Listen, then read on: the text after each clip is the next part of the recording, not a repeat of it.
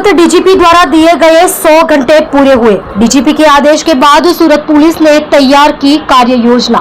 सूरत police commissioner ने 1400 से अधिक अपराधियों की सूची तैयार की। 350 दुर्दांत अपराधियों के विरुद्ध मामला दर्ज कर कार्यवाही की गई। शहर भर से असामाजिक तत्वों की सूची तैयार की गई। 18 अपराधियों को पासा अटक किया गया। सोशल मीडिया का दुरुपयोग करने वाले 21 लोगों के अकाउंट हटा दिए गए। सोशल मीडिया पर भाईगिरी और अश्लीलता जैसी सामग्री अपलोड करने वालों के अकाउंट हटा दिए गए। शहर में 4 बड़े आपराधिक अवैध निर्माण हटाए गए।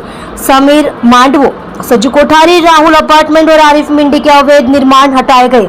100 से अधिक अपराधियों और असामाजिक तत्वों को हिरासत में लिया गया और उनसे कड़ी पूछताछ की गई। क्राइम ब्रांच ने अलग अलग इलाकों से 45 ऐसे समाज कंटकों को हिरासत में लेकर उनसे कड़ी पूछताछ की है। पुलिस फर्जी पत्रकारों और आरटीआई कार्यकर्ताओं के खिलाफ भी सख्त कार्यवाही कर रही है। डीजीपी के आदेश के अलावा सूरत पुलिस अपराधियों के खिलाफ कार्यवाही जारी रखेगी।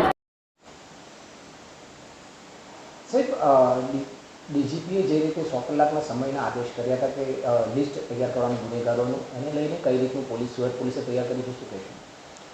ડીજીપી સાહેબે જે આદેશ કર્યા એ મુજબ અમારા પોલીસ કમિશનર શ્રી અનુપમસિંહ ગેહલોત દ્વારા અમને માર્ગદર્શન સૂચના આપી એ મુજબ ટોટલ 1400 આરોપીઓનું લિસ્ટ તૈયાર કરવામાં આવ્યું છે કે જે લોકો શરીર સંબંધી ગુનાઓ, મિલકત સંબંધી ગુનાઓ તથા વારંવાર જે લોકો ગુનાહિત કૃત્યો કરતા હોય અને ટપોરી લોકો હોય, જેમને અગાઉ પાસા થઈ હોય, જેની ગુજસીટક થઈ હોય, તમામ આરોપીઓ જે છે એનું લિસ્ટ તૈયાર કરી દીધેલું છે। તે ઉપરાંત 350 જેવા હાર્ડકોર જે ઈસમો છે એનું પણ લિસ્ટ કરી દેવામાં। તે ઉપરાંત ક્રાઇમ બ્રાન્ચમાં 45 અને બીજા જે ઝોન છે બધા લેવલે ટોટલ 101 વ્યક્તિઓને રાઉન્ડ અપ કરી અને એને લાવી અને કડક ભાષામાં પૂછપરછ કરીને આગવા અંદાજથી એની સાથે કાર્યવાહી કરવામાં આવેલ છે। તથા તે ઉપરાંત જે લોકો આરટીઆઈ એક્ટિવિસ્ટ છે અને જે લોકો કહેવાતા બોગસ પત્રકારો છે અને જે લોકો પબ્લિકને રંજાડે છે એવા 60 ઈસમો વિરુદ્ધ પણ ગુનાઓ દાખલ કરવામાં આવ્યો છે। તે ઉપરાંત આ જેટલા પણ ઈસમોનું લિસ્ટ છે એની તમામની મિલકતોની, પછી એના વીજ કનેક્શનોની, તેના બેંક એકાઉન્ટની, તેના આધાર કાર્ડ, પાન કાર્ડ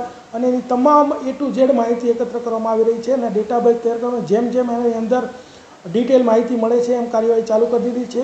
એના અંતર્ગત રાહુલ એપાર્ટમેન્ટનું ઉધનામાં મકાન પાડી દીધેલું છે। પછી અઠવાની અંદર સજ્જુ કોઠારી અને લાલગેટની અંદર જે છે સમીર માંડવો કે જેઓ ખૂબ જ ગંભીર પ્રકારના આરોપીઓ છે એના અત્યારે સુધીમાં ગેરકાયદેસર બાંધકામો દૂર કરવામાં આવેલા છે અને આની સતત અમારી ટીમો પીસીબી, એસઓજી, ક્રાઇમ બ્રાન્ચ અને તમામ ટીમો અત્યારે ફરી રહી છે, માહિતી એકત્ર કરી રહી છે। જેની માહિતી વેરીફાઈ થાય છે એની તરત જ એના ઉપર એક્શન લેવામાં આવે છે અને આ એક્શન સતત ચાલુ જ છે। આ જે 100 કલાકનો સમયગાળો છે દરમિયાનમાં મહેરબાન પોલીસ કમિશનર શ્રી દ્વારા 18 ઈસમોની પાસા હેઠળ અટકાયત કરવામાં આવી છે અને આ એવું નથી કે અત્યારે ટૂંકા ગાળા માટે જ આ પ્રવૃત્તિ ચાલશે। હવેથી જે લોકો કોઈ પણ આવા ગંભીર ગુનાઓ કરશે, લોકોને રંજાડશે, જે લોકો એરિયામાં પોતે ડોમિનેન્ટ ઊભું કરવાનો પ્રયત્ન કરશે, આવા તમામ લોકોનું A to Z માહિતી મેળવી અને ભવિષ્યમાં પણ એની કાર્યવાહી કરવામાં આવશે।